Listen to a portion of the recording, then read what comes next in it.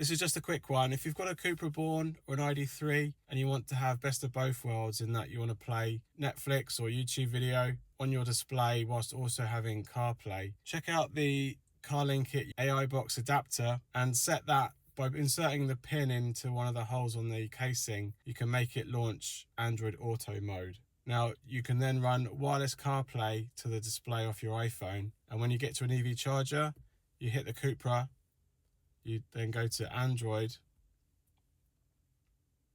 with the box already plugged in, and now you're into the AI Box display, to which you can then fire up Netflix, browse your library of streaming content, and play your video from your Cupra display. Play your favorite games or visit your favorite YouTube channel of content and watch back your YouTube content.